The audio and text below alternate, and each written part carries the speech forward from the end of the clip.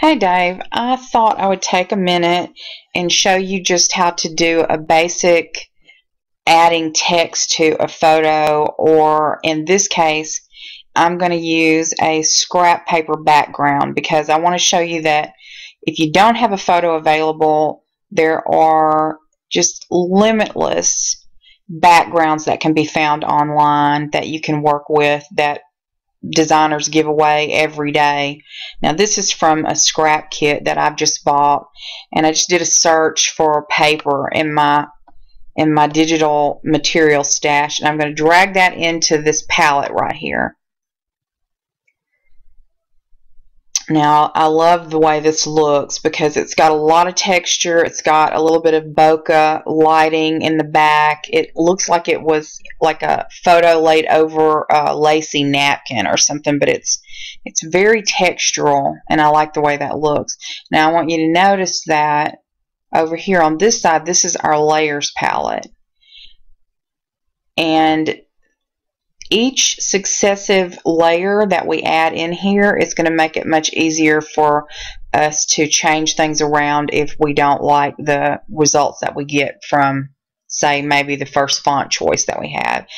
Now this particular square canvas, in real life, this would print out to be a 1 foot by 1 foot canvas. So it's really big, and I'm going to have to use a huge font size to get your, to make your message pop on the page. But I'm going to show you how I do that. This is our toolbox over here. This has all the tools that you work with in GIMP. And I'm going to choose the text tool. I'm going to double click that, and that's going to pop out for me. And my size here is 30. That's probably the last size that I worked with last time I worked in GIMP, and it's been years, so please forgive me if I seem like I'm fumbling a little bit. But I'm going to change this size from 30 pixels to, say, 140, because this is a huge canvas, and 30 will look like writing you can't even see. It'll look so tiny. Also, I think I'm going to choose white to work with, so I'm just going to click on this color box under here in case you didn't see what I clicked on, and I'm going to choose white, and I'm going to click OK because I want my text to be white. And then I'm going to draw out a text box. Since I have my text tool already selected, I'm just going to hold my left key down, my left click down, and I'm going to drag this box out. And the reason I'm doing that is because I could just paste your text in here, but what it would end up doing is being one line of text that would go completely off of your canvas. So this kind of keeps your text corralled. And I've chosen center justified because I think that looks good. So I'm going to click in the middle of this. I'm going to right click, and I'm going to paste your quote. Now, I like the way that looks. I actually think it needs to be a little bit bigger, so I'm gonna right click and select all of that, and I'm gonna go ahead and make it, say, 160, and click back on it so it'll big the size back up a little bit. Okay. I like the way that looks. Now we're going to add a little dimension to this particular text, and what I'm going to do is add a drop shadow. I'm going to go up here to filters, and I'm going to go to light and shadow, and I'm going to slide over here and choose drop shadow. Now these default settings are okay, I think, but you want to uncheck resizing because that is actually going to make your canvas bigger, and we don't want that. So let's choose OK and see how that looks. You see how that gave some dimension to the text? It lifts it up off of the page, and it looks like you could touch it. You could put your hands against it and feel the letters. And if you like the way it looks, but you want it to be a little bit bigger, your drop shadow is now on its own layer. Now, in Photoshop, that doesn't happen. When you add a drop shadow to any layer, it becomes a part of that layer. In GIMP, you always want to remember to select your original text and hit your Control key and select.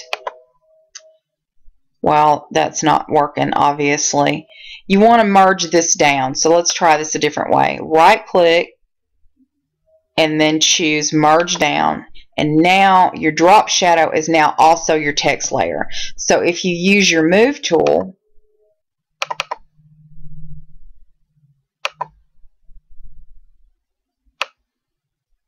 now you're not going to shift your drop shadow out from under your text. You can move it around, and you can also scale it up. If you want it to be smaller, you can scale it up or down. Do you see this tool right here? This is your scaling tool. Click on that. Click on the side, and you want to hold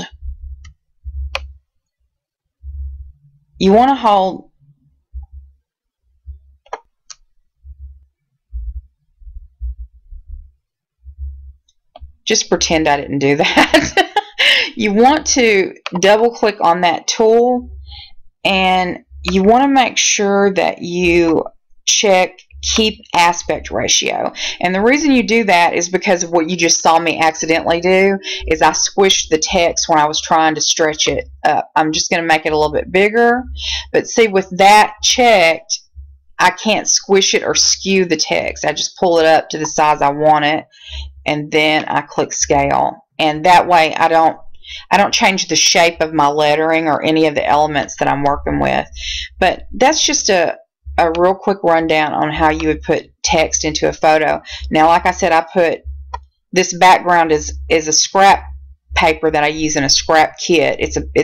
But you could find any kind of background. You could even take a photo of a texture that you like, that you might want to write something on. Let's say that it's not a particularly beautiful day, or you don't have something available that's beautiful to photograph. You can always make a background from some pretty texture by just snapping a picture of it and using that as your background. And like I said before I got started, I dragged this in and dropped it, and now I've got this layer above it, which is our text layer.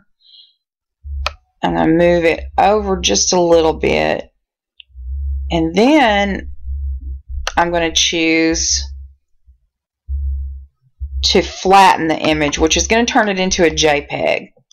And now we want to save it, so we're going to choose export, and I'm going to export this to my desktop. I'm going to name it Dave's Quote.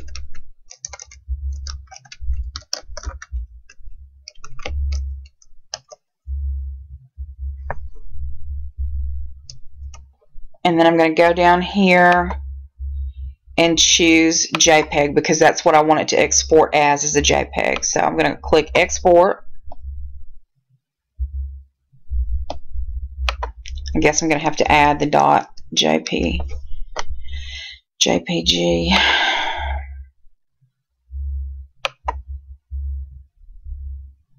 Okay, now this is important too. Quality, I always bump the quality up to 100 because I don't want it to squish my picture down. I want it to save it in its full size. Now choose export. Now let me go look on my desktop, and there's your quote. So that's how you work with text in GIMP.